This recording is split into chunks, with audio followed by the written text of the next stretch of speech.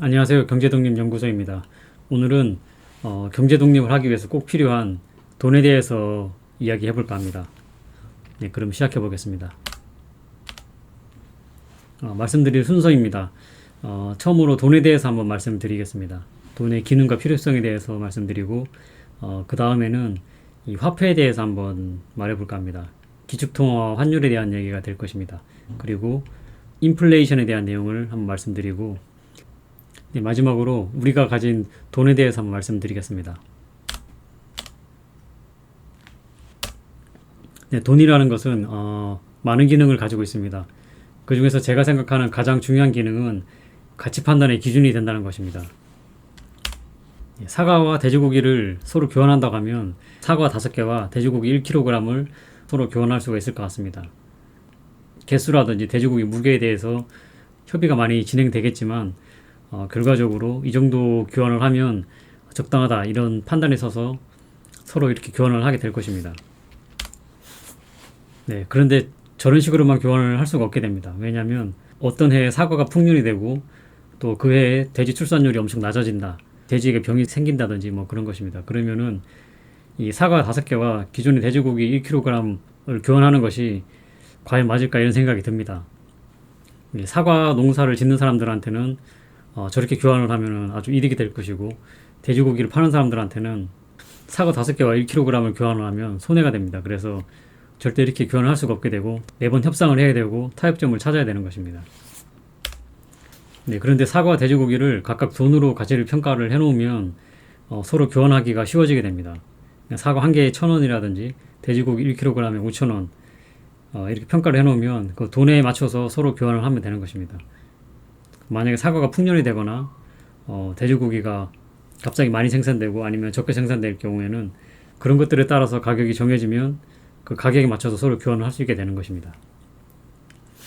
이거는 사과와 돼지뿐만 아니라 세상의 모든 것이 마찬가지입니다. 전부 다 돈으로 그것의 가치를 평가를 해놓으면 교환이 쉬워지게 되고 그 물건의 가치를 정확하게 평가를 할 수 있게 되는 것입니다. 네, 다음으로 이 화폐에 대해서 한번 말씀드려 보겠습니다. 네, 과거의 화폐는 금본위 화폐였습니다. 이 금본위 화폐가 뭐냐면 금을 기준으로 돈의 가치를 평가를 하는 겁니다. 네, 앞에서 말씀드렸던 사과 한 개가 1,000원이라는 것과 마찬가지로 금 한 개가 얼마다 이렇게 평가를 하는 것입니다. 네, 금을 가지고 은행에 가면 금값에 해당하는 돈을 받을 수 있었고 또 돈을 가져가면 그 돈에 해당하는 금을 받을 수가 있었습니다. 그렇게 은행에서 금과 돈을 서로 교환할 수가 있었습니다. 네, 과거에 이렇게 금본위 시스템 체제 하에서 1차 세계대전과 2차 세계대전이 일어났습니다. 네, 이렇게 세계대전 상황에서 미국은 유럽에 무기를 엄청나게 많이 팔고 그 판 금액을 금으로 다 받았습니다. 네, 이렇게 1차 세계대전, 2차 세계대전을 거치면서 전 세계에 있는 금의 3분의 2가 미국으로 유입되게 되었습니다. 이렇게 모든 금이 미국으로 모여드니까 유럽은 금이 고갈됐고 네, 금본위 화폐 체제 하에서는 각국에 가진 금이 없으니까 돈을 더 이상 찍어낼 수가 없게 되었습니다. 유럽에 더 이상 금이 없다 보니까 유럽의 금본위 화폐 시스템이 위기에 처하게 된 겁니다. 네, 그래서 세계 모든 나라들이 미국 브레튼 우즈에 모여서 회의를 했습니다. 금을 가장 많이 가진 미국의 달러를 기축통화로 하자는 것에 합의를 한 것입니다. 네, 그때 합의한 것은 금 1온스는 미국의 35달러와 서로 교환을 할 수 있다는 것입니다. 그리고 다른 나라의 화폐는 미국이 달러로 교환을 하고 교환을 할 때 환율은 고정 환율을 한다는 것을 합의를 하였습니다. 즉 모든 화폐는 달러를 통해서 금으로 교환이 가능하다는 것입니다. 네, 미국 달러가 금으로 교환이 되는 기축통화가 되는 것이고 이런 시스템에서도 금본위 화폐 제도는 유지가 되는 것입니다. 네, 금본위 화폐 제도가 붕괴되면서 인플레이션이 생기게 되는데 그것에 대해서 한번 말씀드려 보겠습니다. 앞서 말씀드린 것처럼 미국의 달러가 기축통화가 되면서 그 달러의 가치에 대해서 딜레마가 생기게 됩니다. 세계 경제를 활성화시키기 위해서는 달러를 끊임없이 공급을 해야 됩니다. 기축통화이기 때문에 달러를 가지고 서로 무역을 하게 됩니다. 근데 그런 무역을 계속 활성화시키려면 달러를 많이 생산을 하고 공급을 해야 되는 것입니다. 네, 그런데 이렇게 달러를 많이 생산을 하고 공급을 하면 달러의 가치가 하락을 하게 됩니다. 이 달러의 가치가 하락을 하면 아무도 달러를 보유하려고 하지 않겠죠. 그래서 이 달러를 많이 풀어도 문제고 풀지 않아도 문제가 되는 그런 이제 딜레마에 빠지게 되는 것입니다. 네, 결국 미국이 달러에 기반한 근본이제는 붕괴하게 됩니다. 그것을 닉슨 쇼크라고 하는데 그것을 좀 알아보겠습니다. 미국이 베트남 전쟁을 하면서 그 전쟁 비용을 충당하기 위해서 달러를 엄청 찍어내게 됩니다. 네, 인터넷 자료들을 좀 찾아보니까 실제 보유한 금보다 더 많은 양을 찍어냈다라고 하는데 사실 정확한 근거는 잘 모르겠습니다. 네, 그렇게 전쟁 비용을 막 쓰다 보니까 프랑스라든지 몇몇 나라에서 미국의 금 보유량을 의심을 하기 시작했습니다. 자신이 가진 달러를 미국에 가져가면 그만큼의 금을 자기들한테 줄 수 있을까 이런 의심을 하게 된 것입니다. 그래서 프랑스에서는 그 달러를 금으로 교환을 하기 시작했습니다. 네, 그런데 이것도 좀 찾아보니까 뭐 여러 가지 이유가 있었습니다. 네, 그 당시에 그 프랑스에서 어떤 이슈로 인해서 그 프랑스가 보유하는 금이 엄청나게 줄어들게 됩니다.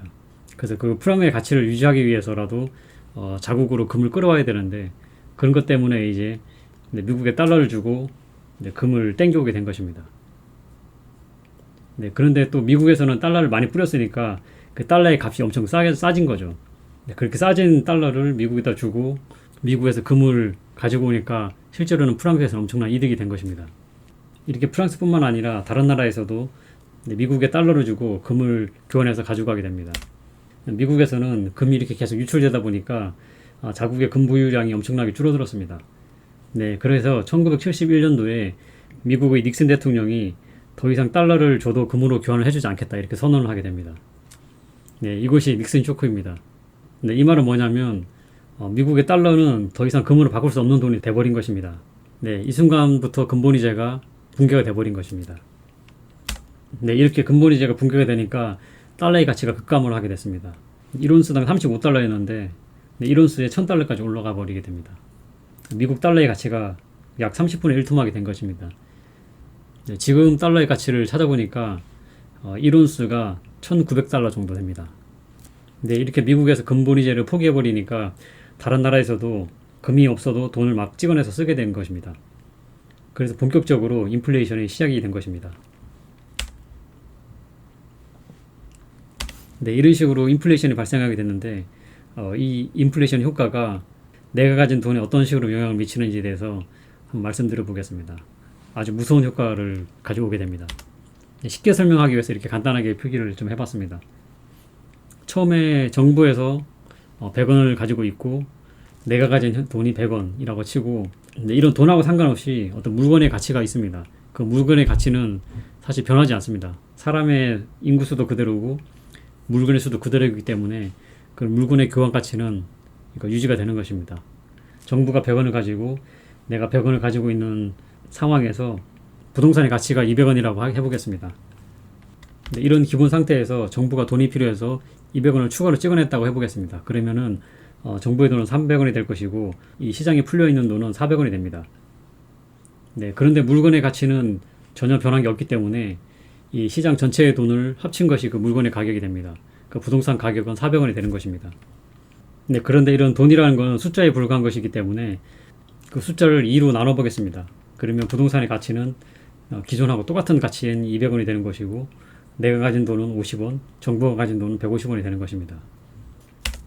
네, 결론적으로 보면 정부가 200원 뽑아가지고 인플레이션을 유발을 시키면 나의 돈 50원이 그냥 정부로 넘어가게 되는 것과 똑같은 효과가 일어납니다. 즉 나라에서 돈을 찍어내면 그냥 내가 정부에다가 그만큼의 계좌이체를 하는 것과 똑같은 효과가 발생하는 것입니다.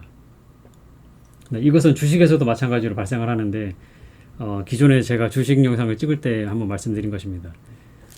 어떤 회사가 공장을 지으려고 주가를 발행을 하게 되면 그 회사의 전체 가진 자산의 가치는 똑같기 때문에 주가가 쭉 떨어지게 됩니다. 전체 자산 가치를 주식 수하고 나누는 것이죠. 그러면 결국 내가 가진 돈을 주식을 발행한 회사에다가 그냥 계좌이체하는 거하고 똑같은 효과가 일어나는 것입니다. 이렇게 현금을 가지고 있으면 계속 내가 실시간으로 돈을 찍어내는 정부 쪽으로 계좌이체를 계속 하고 있다고 생각하시면 되는 것입니다. 네, 그러면 이런 인플레이션 효과를 어떻게 방어를 해야 되냐에 대해서 한번 말씀드려 보겠습니다. 좀 이해를 쉽게 하기 위해서 좀 극단적인 예를 들어보겠습니다. 정부가 모든 돈을 200원을 가지고 있고 나는 현금을 전혀 가지고 있지 않고 100원짜리 실물 자산을 가지고 있다고 해보겠습니다. 네, 남아있는 부동산의 가치도 100원이라고 하겠습니다. 네, 이 상태에서 정부가 돈이 필요해서 200원을 찍어냈습니다. 네, 그렇게 되면 시장에 풀려있는 돈은 400원이 되는 것입니다. 이 400원으로 나머지 그 실물 자산의 가치가 평가가 되기 때문에 내 집은 200원이 되는 것이고 부동산의 가격은 또 200원이 되는 것입니다. 전부 합치면 400원이 되는 거죠. 네, 그럼 똑같이 이 돈이라는 것은 그냥 숫자에 불과하기 때문에 2로 나눠보겠습니다. 그러면 부동산의 가치는 기준하고 똑같이 100원이 되는 거고 나의 자산도 그냥 100원 그대로 유지가 되고 정부도 돈을 찍어냈지만 실제적으로는 200원밖에 없는 거나 마찬가지인 겁니다. 네, 이렇게 실물 자산을 가지고 있다 하면 돈을 찍어낸다고 하더라도 나의 돈은 보존이 되는 것입니다. 네, 그래서 마지막으로 우리가 흔히 말하는 팔아야 내 돈이다 라는 것에 대해서 한번 말씀드려 볼까 합니다. 이 말은 제가 생각하기에 반은 맞고 반은 틀립니다. 앞서 말씀드린 것처럼 우리는 어떤 무역이나 거래를 할 때 다 돈으로 하게 됩니다. 그래서 이 통화량이 많아야 되고 통화량이 많다 보면 그 가치가 떨어지기 때문에 또 문제가 되게 됩니다. 네, 그래서 이런 시중에 풀리는 돈의 양은 많아도 문제가 되고 적어도 문제가 됩니다. 네, 그래서 이 둘 다 문제가 되기 때문에 문제가 생기게 되면 그것을 해결하는 쪽으로 어떤 정책의 방향이라든지 시장의 흐름이 가게 됩니다. 조치가 취해지게 되면 적정선에서 유지가 되는 것이 아니고 또 과하게 조치가 취해졌다가 또 사이드 이펙트 때문에 문제가 생기면 또 조치를 취해지게 되고 그런 것들이 계속 반복이 되게 되는 것입니다. 그래서 이런 현금의 통화량이라든지 이 물건의 가격 같은 것들이 사이클을 가지고 오르락 내리락 하게 되는 것입니다. 네, 이렇게 사이클을 가지는 시장 안에서 내가 가진 자산을 팔려고 하면 높을 때 팔아야 내 돈이 된다는 말은 어느 정도 맞다고 볼 수 있는 것입니다. 네, 앞서 말씀드린 것처럼 이 인플레이션이라는 것은 피할 수 있는 것이 아닙니다. 각 나라에서 경쟁적으로 화폐를 발행해서 쓰게 되는 것입니다.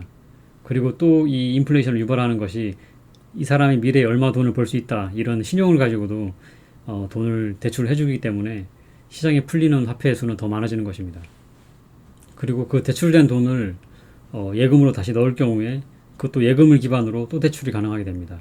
이런 식으로 대출이 또 대출을 낳게 되기 때문에 이 대출 시스템이 있는 한에서는 인플레이션은 피할 수가 없는 것입니다. 네, 이제 정리를 한번 해보겠습니다. 통화량이 늘었다 줄었다 하는 이 사이클이 있는 시장을 기준으로 봤을 때는 이 가격이 높을 때 팔아야 내 돈이라는 것은 맞는 것처럼 보입니다. 그런데 이런 시장의 사이클이라는 것은 언제 오르고 언제 내린다는 것은 예측이 불가하다는 것이 이 과거에 역사적으로 다 검증이 된 것입니다. 네, 이것이 예측이 가능하다면 세상의 모든 사람들이 다 돈을 벌 수 있는 것입니다. 네, 그런데 부동산이건 주식이건 간에 물리는 사람이 엄청나게 많은 것은 이 사이클을 절대 예측을 할 수 없다는 것을 보여주는 것입니다. 이렇게 예측이 불가능한 것에다가 내 자산을 넣고 계획을 세운다는 것은 도박에 가깝다고 생각을 합니다. 네, 다음으로 이런 인플레이션에 따른 물가가 지속적으로 상승하는 경우에 대해서 말씀드려 보겠습니다. 이때는 팔아야 내 돈이라는 말이 더 이상 맞지 않게 됩니다. 과거 역사를 기반으로 봐도 그렇고 앞으로도 인플레이션이 발생한다는 것은 예측이 가능한 것입니다. 인플레이션을 기반으로 계획을 세우는 것은 충분히 예측이 가능한 것이고 이것은 저는 투자라고 생각을 합니다. 이런 시스템 하에서는 내 자산을 팔아서 현금으로 가지고 있다는 것은 앞서 말씀드린 것처럼 내가 정부에다가 계속 돈을 계좌이체하는 것과 같은 행동이라고 보시면 될 것 같습니다. 그래서 팔아야 내 돈이라는 말은 틀린 말이 되게 됩니다. 네, 그러면 이런 인플레이션 상황에서는 어떻게 해야 현명한 것이냐에 대해서 한번 생각해 봤습니다. 내가 가진 자산은 파는 것이 아니라 계속 유지를 하고 이 대출을 활용하는 것입니다. 기존의 인플레이션과 대출에 대한 영상을 하나 만든 것이 있습니다. 거기에서도 말씀드린 것처럼 이 인플레이션이 생기면 대출은 저절로 감소하게 됩니다. 내가 가진 자산은 최대한 팔지 않고 유지를 해서 그 인플레이션을 타고 가야 되고 대출을 잘 활용해서 사용을 하는 것입니다. 근데 이것에 대해서 예를 한번 들어보겠습니다. 1년에 1억을 쓰는 사람이 10억짜리 아파트를 가지고 있다고 해보겠습니다.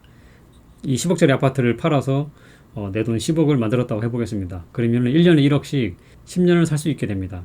네, 그런데 그 아파트를 팔질 않고 1년에 1억씩 그 집담보로 대출을 받아 쓴다고 생각해 보겠습니다. 집은 내가 유지를 하고 있고 1년에 1억씩 대출을 받아서 10년을 썼으면 내 대출 금액은 10억이 되는 것입니다.